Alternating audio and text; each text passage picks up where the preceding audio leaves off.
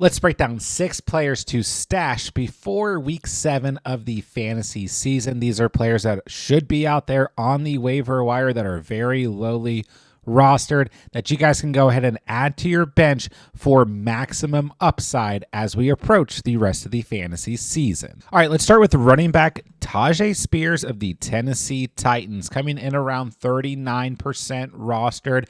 Has only played in 2 games so far on the season as he missed the first 4 games of the year due to injury. We saw 4 total rushing attempts in week 5 for Tyjae Spears, then 5 this past week, but more importantly, 4 targets, 4 catches, 19 receiving yards, and that is what we're used to seeing out of a healthy Tyjae Spears, is some involvement in the passing game. In this past week, just 2 targets to Tony Pollard, also at the running back position for the Tennessee Titans. Now, Tyjae Spears is one of these players that I do think, as the season starts to progress here, will be slowly implemented into this Titans offense, which, at the moment, it doesn't really feel like you want any piece of the Titans offense as bad as they have been to start the season. Ultimately, I always say it, bad teams still produce good fantasy players, and Tyjae Spears is a player who I think just by default will get involvement. Don't forget, this was a league winner last year, 27.2 fantasy points in week 15 last year, 21.6 in week 16, and 13.3 in week 17, and through that stretch, he had 4 total touchdowns. And this is an offense. Yes, they're not good at all, but they need some upside. They need some potential excitement overall. So very lowly rostered running back, around 39% rostered. Like I said, if you guys need depth at running back, this is a player that is worth adding to your bench right now.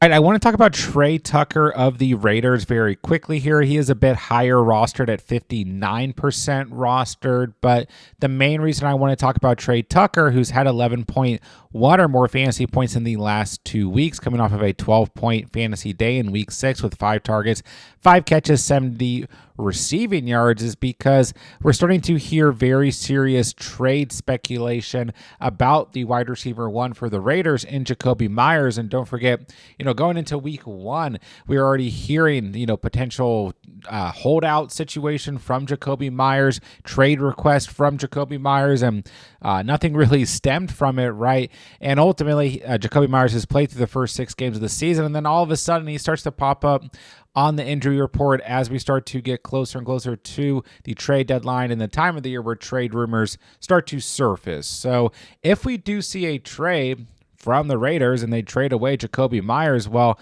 there's no other wide receiver on this team really other than Trey Tucker. I mean, we have rookie Jack Bech, my guy Donta Thornton, who I guess was just a preseason anomaly. And outside of that, there's really nothing here. So maybe pay attention to a player like Jack Bech as well, who has seen the next most involvement at the wide receiver position. But Trey Tucker has double-digit fantasy points in 4 out of 6 games so far on the season. I mean, technically speaking, he is the wide receiver 10 in full PPR, but that's because he had 40 points in week 3. So don't overreact too much to that stat line.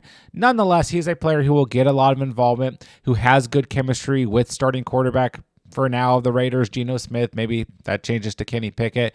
And ultimately, if we see Jacoby Myers shipped off, he is going to walk into a lot more volume and be the true wide receiver 1. So Trey Tucker is out there and available, especially if you need help at the wide receiver position. I say go ahead and add him right now, just in case we do get a real trade for Jacoby Myers. All right, next up I want to talk about Tez Johnson of the Tampa Bay Buccaneers, who had 3 targets in week 6, just 1 catch, but it went for that big 45-yard touchdown, 11.5 fantasy points, and he will square up against a very poor Detroit Lions secondary here in week 7. Now, the real question is Mike Evans going to play in week 7 or not? Looks like he's going to have a good shot to play, but since this is a Monday night game, we're probably not going to know until Monday, unfortunately.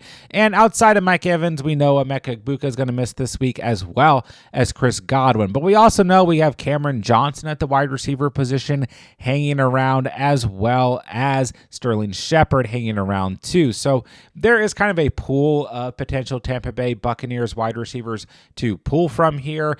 If you guys are looking to add some depth, any of these three guys could step up between Tez or Caleb Johnson, as well as Sterling Shepard. But I feel like the player with the most potential upside is Tez Johnson. Maybe it's just because he made a really cool catch and then did like a backflip in the end zone that, a lot of people are kind of honing in on him. But I do feel like he has some nice upside and some better overall intangibles as a player in comparison to Cameron Johnson. But it is worth noting that Cameron Johnson had more overall volume, 4 targets, 4 catches, 64 receiving yards, a receiving touchdown, 16.4 fantasy points for him. Then Sterling Shepard just kind of like getting involvement, but not a lot's happening. This past week, for example, 3 targets, 2 catches, 51 receiving yards, 7.1 fantasy points. But if he doesn't find the end zone, his value is very low, but I guess that could be said for any of these guys. The point being is, more than likely, one of these wide receivers is going to carve out a role over the next couple of weeks while Emeka Egbuka misses time, while Chris Godwin misses time, and maybe if Mike Evans continues to miss time, because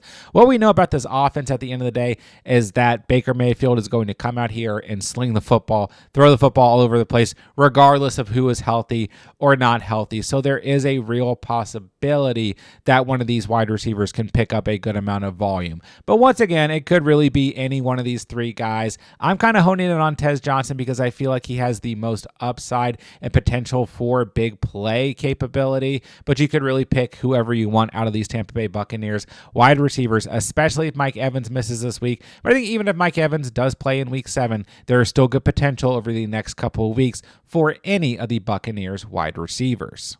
And speaking of banged up wide receivers rooms, let's talk about Jordan Whittington of the LA Rams, sitting around 12% rostered. We obviously know that Puka Nacua is dealing with that ankle injury, and he has not practiced at all this week. So it's not looking very likely that Puka Nacua is going to be able to play in week 7. Remember, this is a London game.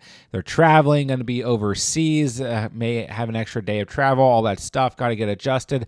I mean, don't get me wrong. If Puka Nacua plays, I will not be surprised. He has played through some pretty serious injuries in the past, but also the thing here, the Rams are getting a week 8 bye week, so there could obviously be a push for Puka Nacua to play in this game, but there could obviously be a push for him to just rest all the way through the bye week and come back in week 9 or sometime later than that. And in the meantime, somebody's going to have to step up at the wide receiver position.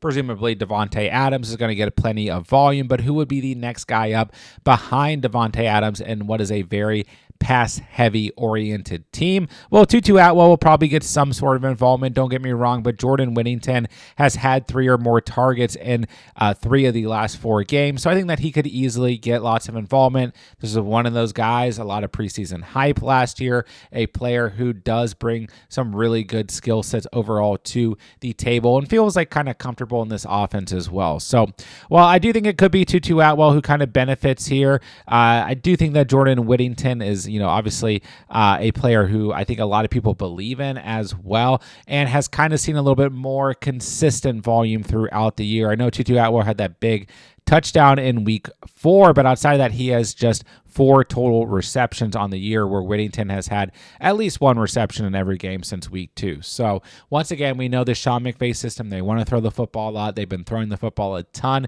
to start the year. Somebody will benefit here, even if it's only in the short term while Puka Nacua is out, and I would bet that it is Jordan Whittington. And we have another player who's benefiting from a big-time wide receiver being out. Let's talk about Lil Jordan Humphrey of the New York Giants. 9.5 fantasy points in week 6, 8 targets, 4 catches, 55 receiving yards for him. Obviously, no Malik Neighbors. Somebody has had to step up here. Rondell Robinson did not look bad last week by any stretch. We've seen Theo Johnson get more involvement. We've seen the run game benefit with Cam Scatterbo, but with Darius Slayton also being banged up at the wide receiver position, kind of been waiting to see, is there going to be another wide receiver on this team who has any fantasy relevancy? And right now, it looks like Lil Jordan Humphrey is that guy. Now, keep in mind here, a couple really tough matchups coming up for the Giants.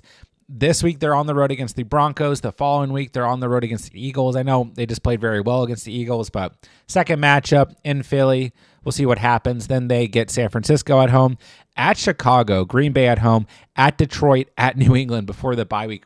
This is a really tough stretch with some really good defenses mixed in there. So I don't exactly know what to expect out of the Giants over the next couple weeks. And I think some of the top tier skill position players could suffer fantasy-wise. So I don't know exactly how I feel about Lil Jordan Humphrey. But once again, plenty of volume this past week with 8 total targets. That was more than Wan'Dale Robinson this past week. And it was more than Theo Johnson at the tight end position. So maybe a player to just keep an eye on, especially if the Giants do kind of roll through some of these defenses like we saw in week 6, and they can keep up that top tier fantasy production that we saw in week 6, then yeah, I think Lil Jordan Humphrey is going to have a lot of value. But especially for you guys in deeper leagues, definitely a name to keep an eye on and potentially stash for the next couple weeks. And let's go over one tight end. That is Oreande Gadsden of the LA Chargers, sitting around 7% rostered. This is a player that you guys have heard me talk about before. He just had 11.8 fantasy points in week 6. 8 targets, 7 catches, 68 receiving yards. Did have a lost fumble, but at least had double-digit fantasy points. Now, we look since Gadsden has kind of came into the mix starting in week 3. He's had 7 or more targets in 2 games than 2 games with 3 or less targets. So kind of a mixed bag here, but when he has had at least 7 targets, he's had at least 9.6 fantasy points. And ultimately, when we look at the tight end position for the Chargers, I mean, Will Dissly's been banged up this year, just came back this past week, but he had just 2 targets and 2 catches, was on the field 41% of snaps, while Gadsden was on the field for 75% of snaps. Then Tyler Conklin has been very, very unproductive in this system as well. So don't get me wrong, we'll probably still get involvement from Dissly and to a small degree Conklin as well. Conklin was only on the field for 5% of snaps this past week, but what Gadsden brings to the table is a true pass-catching tight end, and we've seen, the injury to Quentin Johnston, an injury to Amarian Hampton. Quentin Johnston might play this week, but injuries to the offensive line. Like, we've seen a lot of this Chargers offense banged up, and they've had to turn to different skill position players outside of just those primary wide receivers this season. I think that is a good thing for a player like Gadsden, who could start to get involvement as the season starts to go on. And I like this week 7 matchup. The Colts are a good defense. Don't get me wrong, but ultimately, I just kind of have a good feeling about this matchup. I've talked about it in a lot of the videos throughout the week. I think both of these teams are going to be fighting for a W, trying to put up as many points as possible. I think the offenses are going to shine in this week 7 matchup, so we could see Gadsden's overall involvement be good this week, and then his overall roster percentage increase after this week 7 matchup. So if you guys are hurting at tight end, he's more than likely out there on waivers. I think he's a player who could get a lot of involvement in this offense as the season progresses and could definitely be a player worth stashing. There you guys have it. There's 6 players to stash on your bench before week 7 of the fantasy season. Don't forget, guys, I'm answering as many fantasy football questions as I can in the comment section down below. So make sure you guys drop your fantasy questions. I'll get back to as many of you guys as I can. And while you're down there, it does me a huge favor. Helps out the channel tremendously if you guys hit that subscribe and that like button on the way out. And when the videos and playlists pop up on the screen,